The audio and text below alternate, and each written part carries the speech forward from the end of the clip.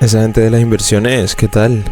Ok, en el video anterior empezamos a construir una de las fases más importantes de todo este análisis. Vimos más a detalle la estructura de una tendencia, vimos cómo se trazan las líneas de tendencia, cómo diferenciarlas entre orientativas y válidas y cómo interpretar rupturas y retrocesos. Por razones de no hacer el video tan largo, se decidió dividirse en dos para que en un solo video no tuviera tanta información y tuviera muchos minutos de contenido, pero de todas maneras ese video se nos queda corto para todo lo que realmente hay detrás de una tendencia. Y bueno, por eso es que se llega a dividir en dos partes. En este segundo bloque vamos a completar esa base con herramientas que también forman parte de la lectura estructural del mercado, pero que muchas veces no se explican muy bien. En este bloque de hoy vamos a hablar de las líneas internas, de los abanicos de tendencia, de los gaps del precio y de cómo interpretar movimientos más complejos del gráfico. Hay que entender que una tendencia no es dibujar una línea, es entender cómo se comporta el precio dentro de ella. Así que continuemos con esto.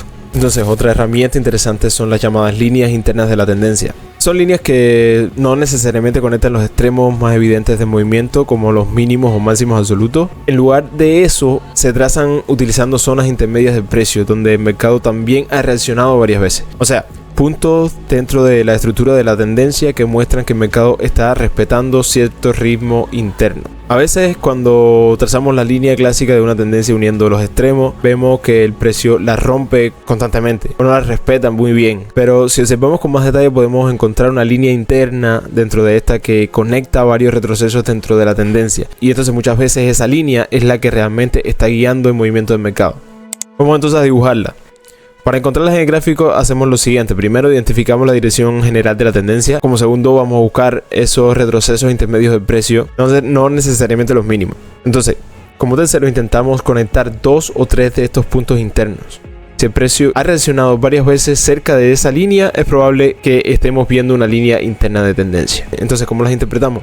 Estas líneas internas suelen actuar como soportes o resistencias dinámicas dentro de la tendencia principal. Mientras el precio respete esa línea, la estructura del movimiento suele mantenerse. Pero si el precio la rompe con claridad, puede ser una señal de que la estructura interna de la tendencia está cambiando. A veces el mercado no respeta la línea de tendencia perfectamente, pero sí respeta una estructura interna que solo se ve cuando observamos el movimiento con más detalle. Honestamente, las líneas internas son muy utilizadas por los operadores que analizan la estructura del mercado, porque muchas veces el mercado se mueve en canales internos antes de romper la tendencia principal. Entonces seguimos ahora con uno de mis favoritos. Este que vamos a ver ahora son los abanicos de la tendencia, porque también existen herramientas que proyectan varias líneas desde un mismo punto del gráfico. Cada una de estas va representando distintos ritmos posibles de movimiento del precio. A este tipo de estructuras se les conoce como abanicos de tendencia. Un abanico de tendencia se construye trazando varias líneas que parten desde el inicio de un movimiento importante del mercado. Cada línea representa una velocidad diferente de la tendencia. Las líneas más inclinadas muestran los movimientos más rápidos,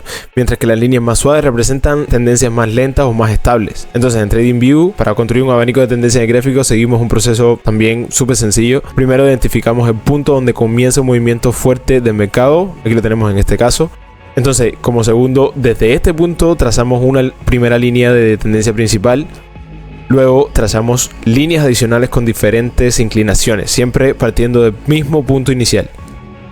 Entonces, como cuarto y último, vemos que estas líneas forman una especie de abanico. Ya estamos observando aquí el abanico que se creó y este se va abriendo hacia el futuro del gráfico. Entonces, mientras el precio se mantenga por encima de esas líneas superiores del abanico, la tendencia suele mostrar una fuerte aceleración. Si el precio empieza a romper esas líneas una por una, normalmente indica que la tendencia está perdiendo velocidad. Cada ruptura puede sugerir que el mercado está pasando por un ritmo de movimiento más lento. Entonces, los abanicos de tendencia no intentan predecir hasta dónde llegará el precio, pero sí son una guía muy útil para mostrarnos ese camino de cómo está cambiando la velocidad de una tendencia a lo largo del tiempo. Seguimos con los gaps del precio. En algunos mercados también aparecen lo que llamamos gaps. Son espacios en el gráfico donde el precio salta de un nivel a otro sin negociar valores intermedios. Es decir, entre una vela o barra, dependiendo del tipo de gráfico que estés observando, y la siguiente vela o barra, queda un vacío. Porque el mercado abrió directamente más arriba o más abajo dependiendo de lo que esté pasando de la vela anterior. Los gaps se crean cuando hay un desequilibrio fuerte entre compradores y vendedores. A ver, imagina que el mercado cierra en un precio, pero de repente aparece mucha más demanda que oferta. En ese caso no hay suficientes vendedores en los precios intermedios y entonces el mercado que hace tiende a saltar a un nivel más alto donde sí hayan órdenes disponibles. Entonces ese salto es lo que forma el gap. Lo mismo ocurre al revés. Si hay muchos más vendedores que compradores, el precio puede caer directamente a un nivel inferior, dejando un vacío en el gráfico. Uno de los casos más comunes ocurre en la apertura del mercado. Cuando hablamos de acciones, el precio sigue moviéndose fuera de los horarios normales. El mercado abre a las 9:30 y cierra a las 4 de la tarde. Pero antes de las 9:30 y después de las 4 de la tarde existen los pre-market o premercado y after hours o no sé, postmercado, como quieras llamarlo, si no quieres complicarte tanto usando los términos ingleses. Cuando el mercado abre, todo ese movimiento se refleja de golpe y ahí aparece el gap.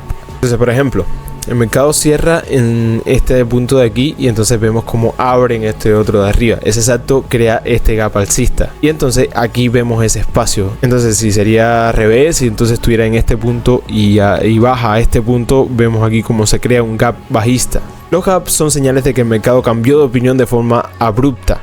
Si el precio mantiene el gap, hay fuerza. Si el precio lo cierra rápido, hay rechazo. Muchos operadores observan la reacción inicial porque ahí se ve si el movimiento se confirma o si no se confirma. Un gap no es solo un espacio vacío, es la prueba de que el mercado tuvo que saltar de precio porque no había liquidez en el camino. ¿Por qué los gaps ocurren cuando el mercado no puede negociar de forma continua? Porque la liquidez no está distribuida de manera uniforme. Dependiendo del contexto, esos gaps pueden tener distintos significados. Algunos son simples movimientos del mercado, otros aparecen cuando una tendencia comienza con fuerza y otros pueden aparecer cerca del final de un movimiento. También hay momentos en el mercado donde el cambio de periodo genera movimientos interesantes. Por ejemplo, al pasar de una semana a otra o al comenzar un nuevo mes. En esos momentos pueden entrar nuevas órdenes institucionales que cambian temporalmente el comportamiento del precio. Y en ocasiones aparecen configuraciones poco comunes como las llamadas giros tipo isla. Son patrones donde el precio queda aislado entre dos gaps, uno al inicio del movimiento y otro en dirección contraria. Primero aparece un gap en una dirección que empuja el precio, luego el mercado se mueve durante un corto periodo y luego ocurre un segundo gap en sentido contrario.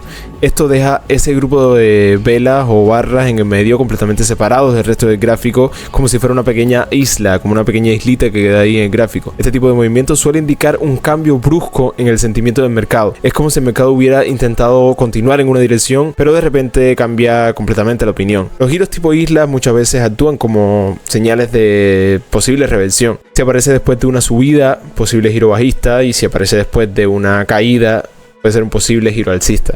Pero obviamente no es una señal que se debe usar sola. Como que irte a ciegas por esto, porque viste ese tipo de isla y entonces ya vas a irte a ciegas por la teoría de que puede ser una reversión de la tendencia previa. Siempre va a necesitar el contexto y confirmación. Cuando el mercado deja una isla en el gráfico, muchas veces está diciendo que algo cambió y que ese movimiento anterior podría haber terminado. Algo a destacar es que estos no son patrones muy comunes, pero cuando aparecen reflejan uno de los cambios más abruptos en la oferta y la demanda.